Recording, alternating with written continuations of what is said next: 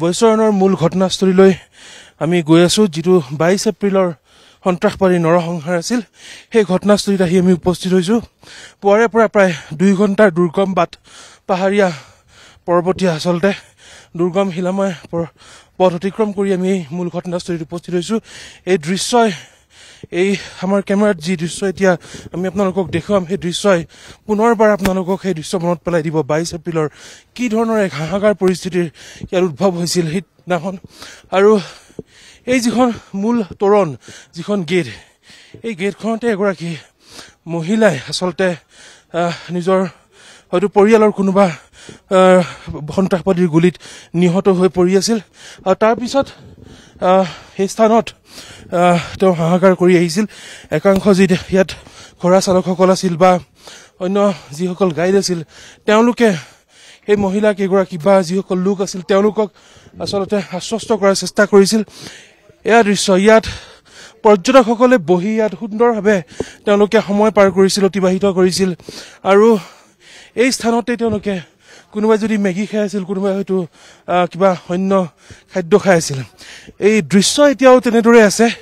4টা দিন পাৰ হৈ গ'ল, 4টা দিন পাৰ হৈ গ'ল। তাৰপিছতো কিন্তু এই ঘটনাস্থলীৰ সময়ত যি ধৰণৰ পৰিস্থিতিৰ উদ্ভৱ হৈছিল তাৰ কোনো ব্যতিক্ৰম ঘটা নাই।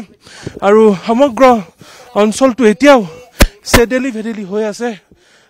কাৰোবাৰ ইয়াত হয়তো গ্লোভছ পৰি আছে, এইবোৰ গ্লোভছ, সেইবোৰ পৰ্যটকৰ গ্লোভছ এতিয়াও ইয়াত পৰি আছে। ইয়াত টেবুল চকীবোৰ পৰি আছে।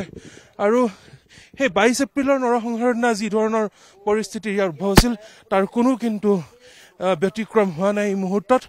আৰু কিছু সময় পিছতে ইয়াত নিৰাপত্তা বাহিনীৰ দল আহি উপস্থিত হ'ব আৰু তেওঁলোকে সমগ্ৰ অঞ্চলটো কৰ্ডন কৰি থৈছে। আমি নিৰাপত্তা বাহিনীৰ লোক আহি পোৱাৰ আগতে আচলতে ঘটনাস্থলীত আহি উপস্থিত হৈছো। আৰু কেইটামান দৃশ্য মই আপোনাক দেখুৱাব খুজিম, যিকেইটা আচলতে ভাইৰেল হৈছিল। সেইটো এটা পইণ্ট আছিলে, যিটো আচলতে ৰ'পৱেৰ এটা পইণ্ট আছিল। সেই পইণ্টটোৰ পৰা একাংশ লোকে মোবাইলত ভিডিঅ' ৰেকৰ্ডিং কৰি আছিল আৰু তেওঁলোকে দেখুৱাইছিল যে ঠিক সেই স্থানৰ পৰা, মোৰ কেমেৰা পাৰ্চন আছিকে দেখুৱাব, তাৰ পৰা ভিডিঅ' ৰেকৰ্ডিং কৰিছিল একাংশ লোকে, 2-এজন লোকে, য'ত কেমেৰাত বন্দী হৈছিল সেই দৃশ্যবোৰ। এই স্থানবোৰতেই মানুহৰ মৃতদেহবোৰ পৰি আছিল। এই স্থানত ৰেষ্টুৰেণ্ট, তাৰ সন্মুখতে মৃতদেহবোৰ পৰি আছিল। আৰু ঠিক বিপৰীত দিশৰ পৰা এই যি অটব্য অৰণ্য আপোনালোকে দেখিছে, এই বিপৰীত দিশৰ পৰাই আচলতে সন্ত্ৰাসবাদীয়ে এফালৰ পৰা নিৰ্বিচাৰভাৱে গুলী বৰ্ষণ কৰিছিল। এই সমগ্ৰ দৃশ্য আপোনালোকক দেখুৱাইছো। বিভিন্নবোৰ আপুনি যদি সেই সময়ৰ ভিডিঅ' চাই তেতিয়াহ'লে এই দৃশ্যৰ লগত আপুনি বহু ইয়াত মিল দেখিবলৈ পাব। সেইবোৰ তেনেকৈ চেদেলি ভেদেলি হৈ আছিল। এই এটা শ্বেড হাউচ আছে, এই শ্বেডটোত আছিলে এই যিটো এটা জাম্পিং, যিটো এটা সৰু ল'ৰা ছোৱালীয়ে জঁপিয়াব পৰা এটা ব্যৱস্থা আছিল, সেইটোও আছে। সকলোবোৰ ইয়াত তেনেধৰণেই পৰি আছে। আৰু যেতিয়াই গুলীবৰ্ষণৰ ঘটনা সংঘটিত হৈছিল তেতিয়াই কিন্তু আতংকিত হৈ পৰিছিল ইয়াত যিসকল পৰ্যটক আছে। আৰু সেই আতংকৰ মাজতো একাংশই তেওঁলোকক, সেই পৰ্যটকসকলক, আতংকিত পৰ্যটকসকলক ৰিলেক্স কৰাৰ চেষ্টা কৰিছিল। তেওঁলোকে কৈছিল যে আপোনালোকে ভয় নাখাব, কাশ্মীৰীসকল আপোনালোকৰ সৈতে আছে। এতিয়াও চেদেলি ভেদেলি হৈ আছে এই সমগ্ৰ অঞ্চল। 22 এপ্ৰিলৰ 26জনকৈ লোকৰ মৃত্যুৰ শীতল কোলাত আচলতে পেলাই দিয়া সেই নৰসংহাৰৰ ঘটনা এতিয়াও তেনেদৰে আছে। মই আপোনালোকক সেই দৃশ্যবোৰ দেখুৱাইছো।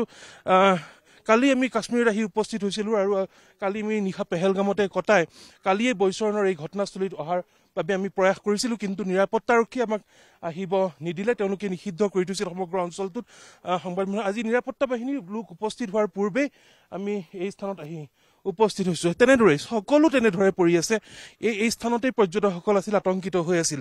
সমগ্ৰ দৃশ্য এই মুহূৰ্তত মোৰ ভিডিঅ' জাৰ্নেলিষ্ট আশিকে আপোনালোকক দেখুৱাইছে। এয়া বৈচৰণৰ 22 এপ্ৰিলৰ নৰসংহাৰৰ ঘটনাস্থলীৰ গ্ৰাউণ্ড জিৰ' ৰিপৰ্ট আমি আপোনালোকক দেখুৱাইছো।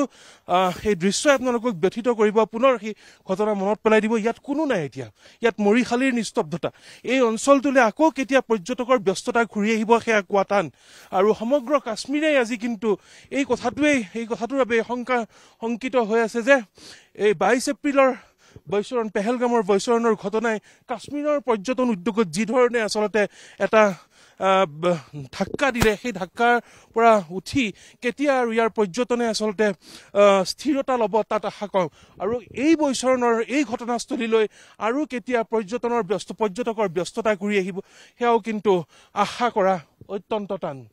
কেমেৰা পাৰ্চন আশিক আহমেদৰ সৈতে এই মুহূৰ্তত বৈচৰণৰ পৰা মই গালিবুৰ ৰহমান, NKTV+।